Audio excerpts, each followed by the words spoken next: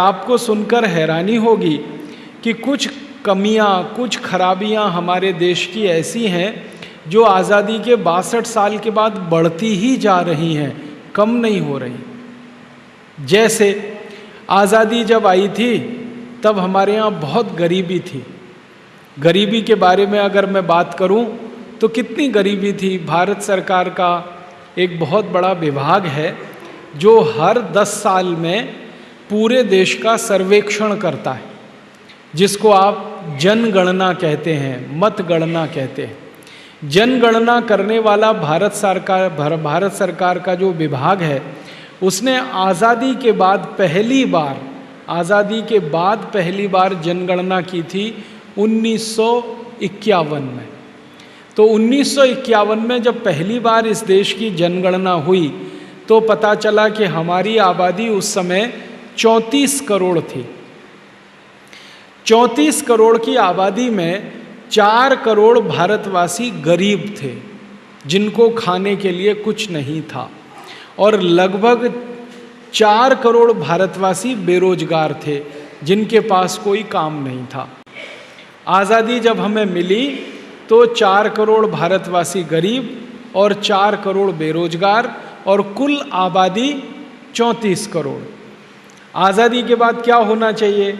आज़ादी के बाद अपनी सरकार बनी, सरकारों ने आपसे टैक्स लिए, टैक्स के बाद देश में बजट बने, विकास की योजनाएं चली। सबसे बड़ी विकास की योजना हमारे देश में चलती है, उसको हम पंचवार्षिक योजना कहते हैं। 5 साला योजना जो सरकार की है, ये सबसे बड़ी योजना होती है, सबसे ज़्यादा खर्चा इसमें होता है। आपको अगर अंदाज़ा लगाना हो तो पंचवार्षिक योजना में 10 लाख करोड़ रुपए खर्च होता है। हर पंचवार्षिक योजना 10 लाख करोड़। और हमारे भारत में आज़ादी के बाद 10 से 11 पंचवार्षिक योजनाएं पूरी हो चुकी हैं। अभी जो समय चल रहा है 12वीं पंचवार्षिक योजना का चल रहा है। तो 11 तो पंचवार्षिक योजनाएं पूरी हो गई। एक पंचवार्षिक योजना में लगभग 10 लाख करोड़ का खर्चा होता है। तो 11 पंचवार्षिक योजनाओं में 110 लाख करोड़ रुपए खर्च हो चुका है। 110 लाख करोड़।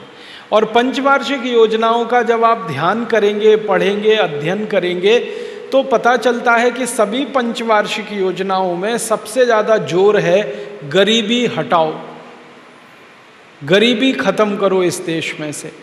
और जो भी सरकार हमारे देश में आती है, पंचवार्षिक 5 साल की योजना बनाती है विकास के लिए, वो एक काम है, और हर साल बजट बनाती है, वो दूसरा काम। आप देखते हैं ना, हर साल बजट आता है भारत सरकार का फरवरी के महीने में, तो बजट का खर्चा साल का होता है, वो अलग है, पंचवार्षिक योजनाओं का अलग है।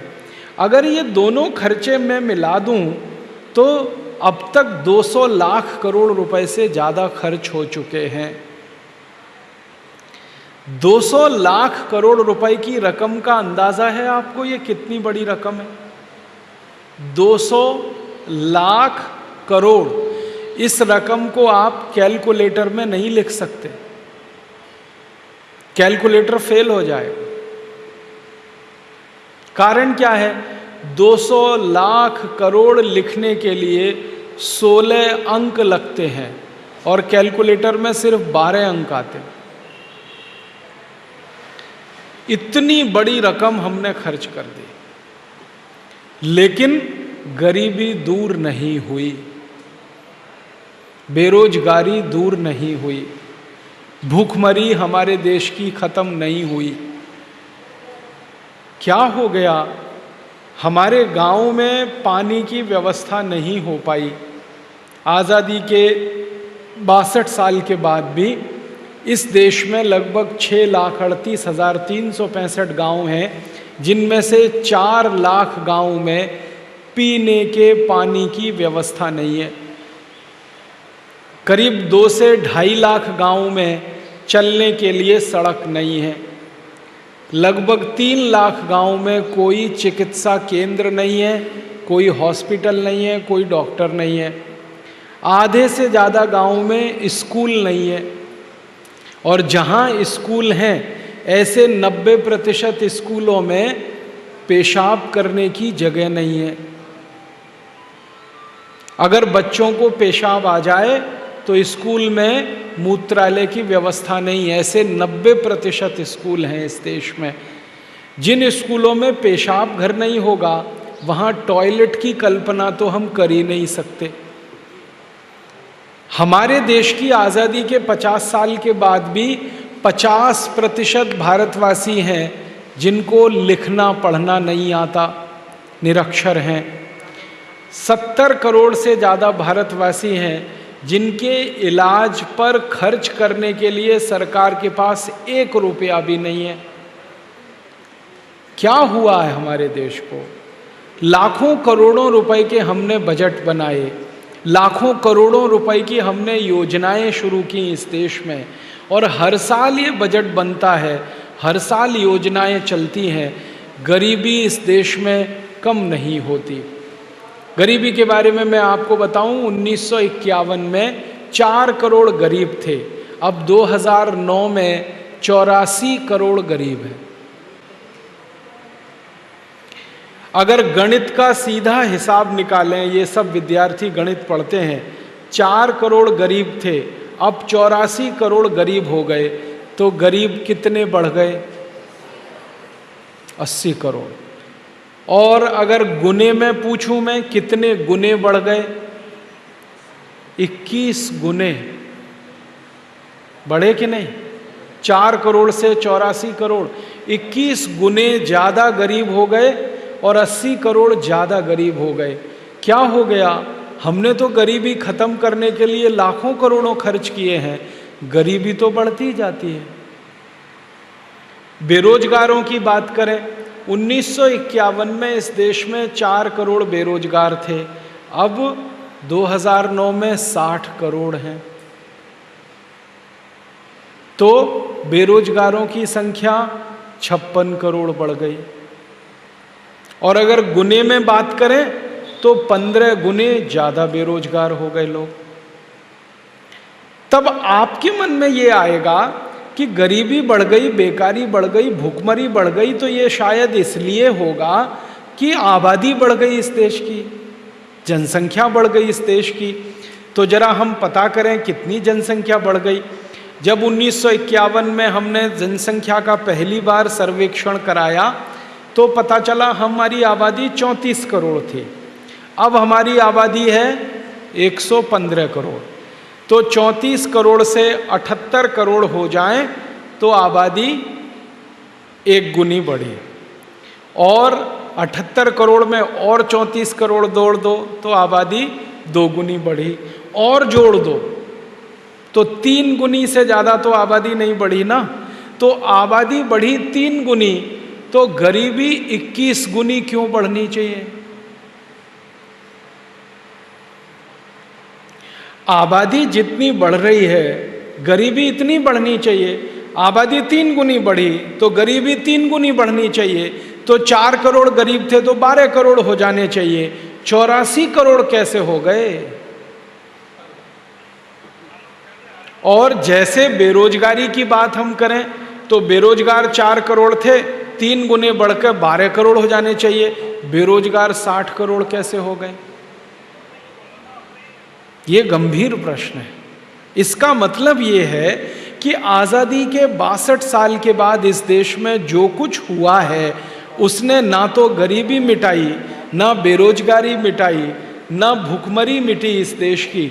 आज भी इस देश में 50% बच्चे माँ के पेट से जन्म लेने के बाद तीसरे महीने में मर जाते हैं, क्योंकि माता उनको दूध पिलाने की स्थिति में नहीं होती, क्योंकि माँ के शरीर में दूध नहीं बनता, क्योंकि माँ को खाने के लिए खुराक नहीं मिलती। ऐसी स्थिति 50% बच्चे अभी भी इस देश में जन्म के तीसरे महीने में मर जाते। तो क्या हो गया हमारे देश को? ये गंभीर प्रश्न है।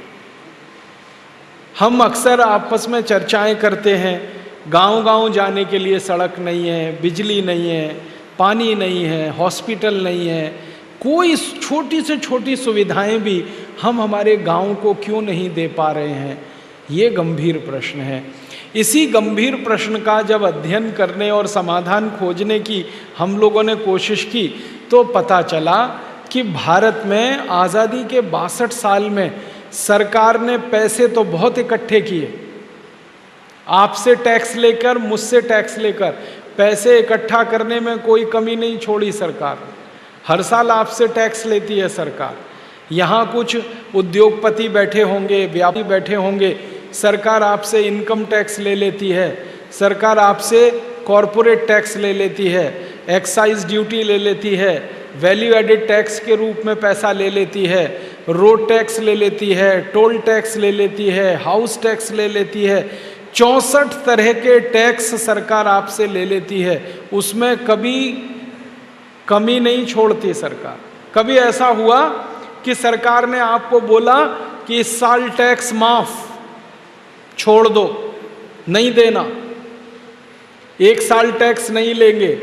कभी सूखा पड़ गया हो, किसानों के खेत में अन्न नहीं उपजा हो, तो सरकार कह देती है चलो किसानों का कर्ज माफ। ऐसे ही कभी ऐसा हुआ है, व्यापारियों का टैक्स माफ, उद्योगपतियों का टैक्स माफ, नागरिकों का टैक्स माफ, नहीं लेंगे इस साल क्योंकि आप बहुत कष्ट में हैं, तकलीफ में हैं, इस साल टैक्स छोड़ देंगे। कभी नहीं छोड़ते टैक्स लेना। सरकार की तरफ से तो हर दिन ये प्रयास रहता है कि आप ज्यादा से ज्यादा टैक्स उनको देते जाएं। कई ऐसे टैक्स भारत की सरकार ने आपके ऊपर लगाए हैं जो अंग्रेजों ने भी नहीं लगाए थे। हमारे देश में एक टैक्स है जिसका नाम है सर्विस टैक्स। ये कभी अंग्रेजों ने नहीं लगाया, लेकिन भारत सरकार ने लगा दिया आपके ऊपर। ऐसे 20 तरह के टैक्स जो कभी अंग्रेज भी नहीं लेते थे, वो भी सरकार हमसे ले रही है। और टैक्स के रूप में हर साल हम उनको 6.25 लाख करोड़ रुपए देते हैं सरकार को। हर साल 6.25 लाख करोड़। 62 साल का हिसाब जोड़ें तो सैकड़ों लाख करोड़ रुपए हमने टैक्स में दे दिया। अब हमने तो टैक्स में दे दिया, क्या सोच कर दिया? आपको अगर मैं पूछूं कि आप सरकार को इनकम टैक्स क्यों देते हैं, सेंट्रल एक्साइज ड्यूटी क्यों देते हैं, सर्विस टैक्स क्यों देते हैं, वैल्यू एडेड टैक्स क्यों देते हैं, तो आप कहेंगे देश का विकास करने के लिए। और सरकार टीवी में भी आपको यही बताती है कि देश का विकास करना है तो ईमानदारी से टैक्स भरिए। विज्ञापन आता है कि नहीं? आयकर विभाग का विज्ञापन आता है, इनकम टैक्स का आता है, सर्विस टैक्स वालों का आता है। ईमानदारी से कर भरिए। उसमें छोटे बच्चों को माता पिता के साथ कई बार दिखाते हैं और बच्चे अपने माता पिता से कहते हैं आपने टैक्स भरा।